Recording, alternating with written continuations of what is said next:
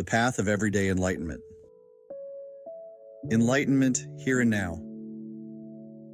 The word enlightenment can sound far away, as if it belongs only to saints and sages who sit on mountaintops, separate from ordinary life. Thích Nhất Hạnh turns that idea gently on its head. He says in The Miracle of Mindfulness that awakening is not a distant finish line. It is an alive possibility in the very breath we are taking now. When you breathe in and truly know you are breathing in, something clear and bright is already present. When you breathe out and feel your shoulders soften, you have touched a freedom that cannot be postponed to some other time or place. He calls this the miracle of mindfulness, the simple, direct knowing that brings body and mind together and lets us taste peace in the middle of our day. This way of seeing does not deny the great awakenings of history. It simply refuses to separate them from the small awakenings available in a kitchen, on a sidewalk, in a bus line, or at a desk. There is no way to enlightenment other than the way of being awake to what is here. There is no later heaven that is not also hidden in the texture of this moment. Thích Nhất Hạnh says in Peace Every Step that happiness is not a prize waiting at the end of our efforts. Happiness is the path itself when we walk it with awareness. He speaks of aimlessness, not as apathy, but as a deep recognition that we do not need to run after anything to be whole. Aimlessness is the art of arriving where we already are. This present-centered view rests on a very human truth. Much of our suffering comes from the mind's habit of running, project to project, memory to memory, worry to worry, while the body lives another life. We drink coffee, but taste our deadlines. We drive across town, but rehearse arguments. We sit with someone we love, but are not with them. Our mind is in yesterday or tomorrow.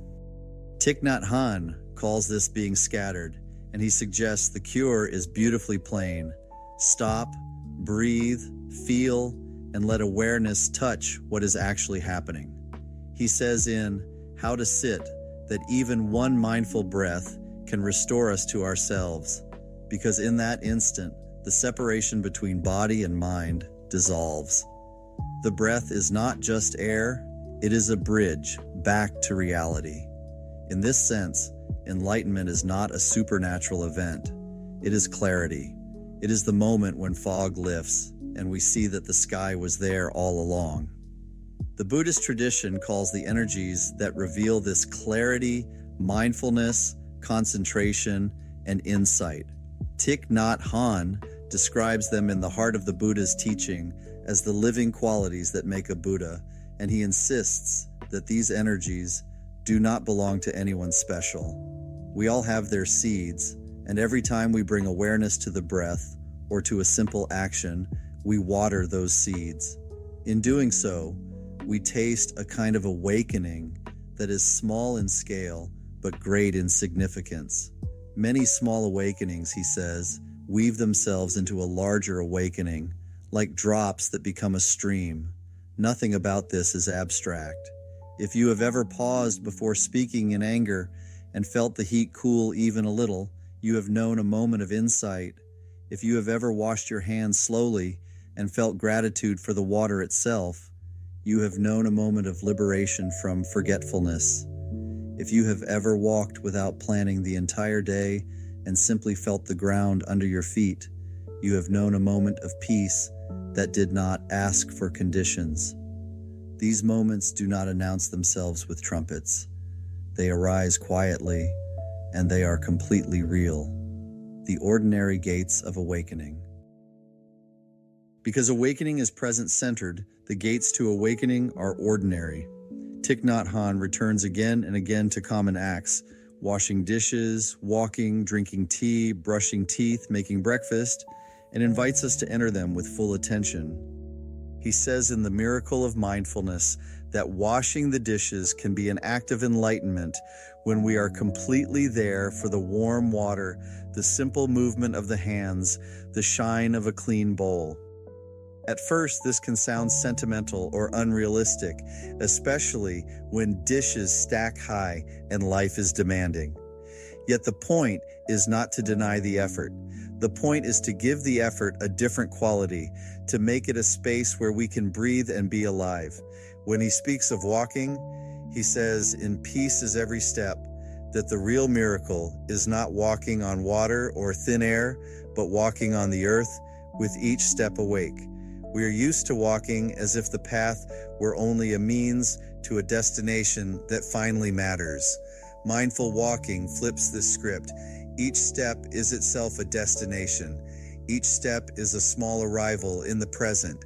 He suggests a simple verse: breathe silently to match the pace. I have arrived, I am home. The words are not magic. They are reminders that our true home is not a house with walls, but this moment of embodied life. Even 5 or 10 steps like this can change the state of a room or a meeting, because our presence changes the field for everyone. Tea is another gate. He says in How to Eat that when you hold a cup with 2 hands and know that your hands are holding a cup, you and the tea become real to each other. Sit in a cafe with loud music and a head full of plans, and you will drink your projects more than your tea. Sit quietly, breathe, and taste, and a different world reveals itself. He calls this drinking peace. It is not complicated, but it is revolutionary because it interrupts the stream of automatic thought and returns us to simple contact with life. Drinking tea, we feel the rain and sun and soil that became leaves, the hands that picked them, the water that boiled, the cup that holds, and we feel our own aliveness holding all of this. Insight here is not an idea. It is a felt sense of belonging. He applies this same attention to brushing teeth, to tying shoelaces, to stepping over a threshold. In How to Walk, he suggests greeting a door with awareness, because doors mark transitions. How often do we carry the tension of one space into another, simply because we do not notice we are passing from one to the next?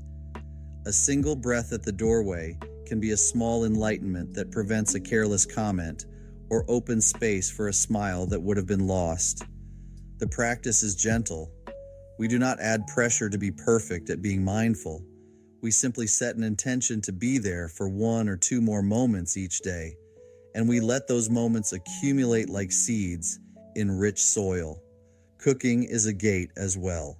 He tells us in Happiness that when we make breakfast with a smile, aware of the sizzle, the fragrance, the small choreography of reaching and stirring, we are training our nervous system in ease and kindness.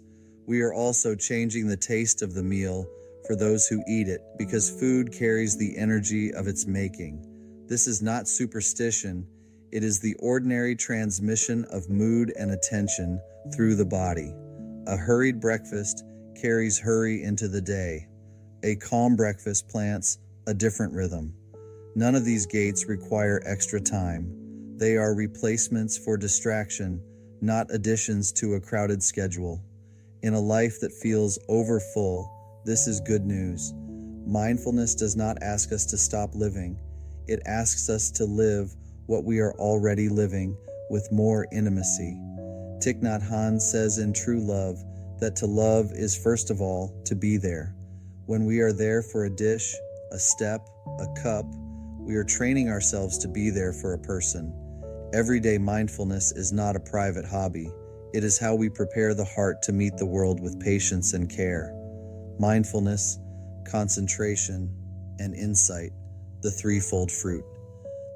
The path of everyday enlightenment ripens through 3 interwoven energies.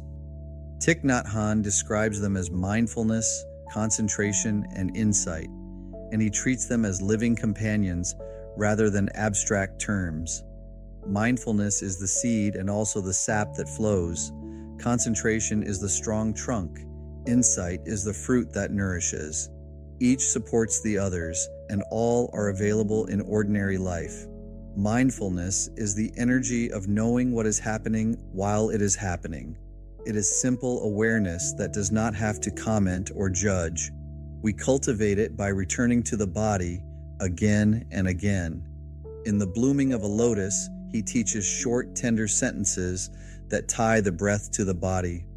Breathing in, I am aware of my whole body. Breathing out, I calm my whole body. These are not slogans. They are ways of weaving scattered attention back into a single fabric. When mindfulness is present, we notice small details. The way sunlight moves on a wall, the exact sound a child makes when their play breaks into laughter, the tension in our shoulders before a difficult call, and we gain the chance to meet those details kindly. Concentration grows naturally from mindfulness. When we stay with one thing, a step, a sensation, a sound, for even a few breaths, the mind gathers itself. Thich Nhat Hanh says in the heart of the Buddha's teaching that concentration is not grim focus. It is the natural steadiness that arises when we let go of chasing. In practice, this might mean feeling the first sip of tea all the way down. It might mean listening to a colleague's sentence to the end before preparing our reply. It might mean staying with the clatter in the mind for a minute and noticing how it quiets when we feel the breath in the belly. Concentration is the opposite of being pulled apart. It is the felt unity of body and mind in one simple thing. Insight is the flower that opens when mindfulness and concentration are strong enough. Insight is seeing into the nature of things. Often it is very practical. We realize that our irritation at someone comes not from their words, but from our tiredness. We see that pausing before sending an email will prevent 3 more emails. We recognize that the tightness in the stomach that we keep calling urgency is actually fear of disappointing someone. Insight can also be larger. Thich Nhat Hanh speaks of interbeing, the understanding that nothing exists by itself, and he invites us to see this in a tangerine, in a sheet of paper, in our own breath. The recognition that our life inner is with soil, clouds, ancestors, and neighbors is not philosophy. It is the birth of compassion. These 3 energies transform how we hold suffering. In No Mud, No Lotus, he reminds us that pain is part of life, but drowning in pain is not. When a difficult emotion arises, anger, sadness, fear, we do not have to suppress it or perform it. We can recognize it, name it, and hold it with the tenderness of a parent cradling a crying baby. A few mindful breaths wrap that emotion in warmth. Concentration keeps us from being blown away. Insight asks, what is this feeling asking me to see? In this way, the very energy that once fueled harm is cooked on the fire of mindfulness and becomes food for wisdom. Enlightenment, in daily practice, is not achieved by eliminating the mud. It is realized by knowing how to grow lotuses right in the mud we have. These energies also reveal nirvana in the here and now. Thich Nhat Hanh says in The Art of Living that nirvana is not a distant realm. It is the cooling of the fires of grasping, aversion, and confusion as they arise. If this sounds abstract, consider the moment you choose not to pick up your phone during a conversation. Desire arises and it cools. Consider the moment you notice a harsh reply climbing your throat and you breathe twice before speaking. Anger arises and it cools. Consider the moment you remember your keys and do not blame yourself for forgetting yesterday. Confusion arises and it cools. These coolings are ordinary and they are deeply sacred. They are the felt taste of liberation in a Tuesday afternoon. Living the way, completing the circle. When enlightenment is framed as everyday, the path becomes refreshingly circular. We do not practice in order to reach a finish line.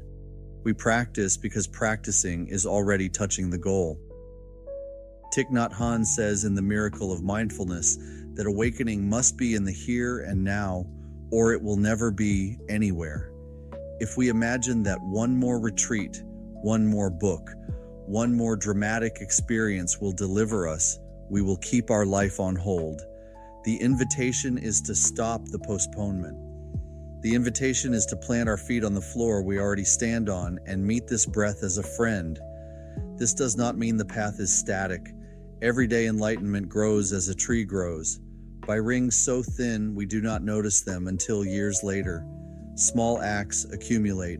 For a week we practice arriving at thresholds. For a month we drink our morning tea without multitasking.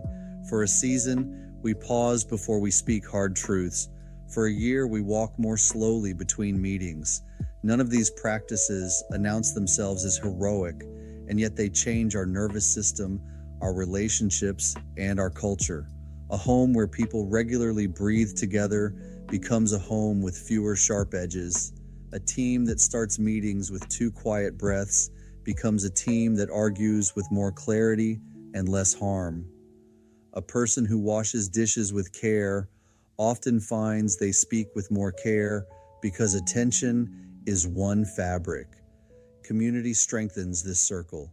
He says in Friends on the Path that the Sangha is essential because habit energy is strong. Practicing with others multiplies steadiness. When one person listens deeply, another learns to do the same.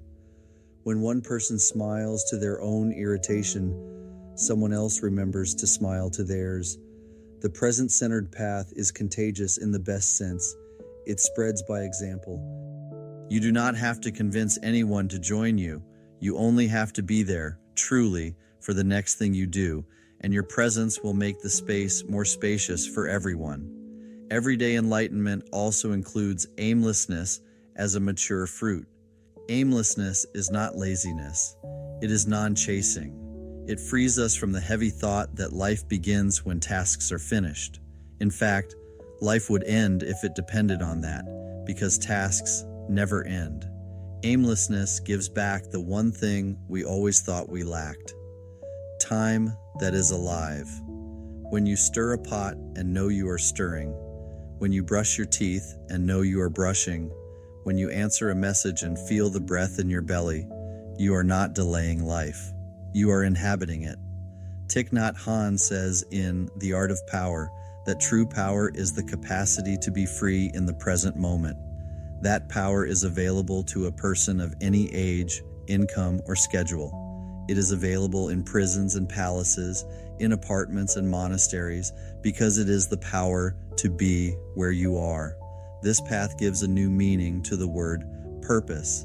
Instead of being driven by distant outcomes, purpose becomes the quality we bring to each step. If your purpose is to care, care now. If your purpose is to tell the truth, tell it now with a soft voice and steady breath. If your purpose is to help, help now in the small ways at hand. The paradox is that long-term outcomes often improve when we stop fixating on them. A conversation held with deep presence today prevents a week of repair tomorrow. A single mindful breath before a decision can spare months of unraveling. The great arc of a life is drawn by many small strokes of attention. Gratitude naturally rises in this way of living. When we stop running, we see more.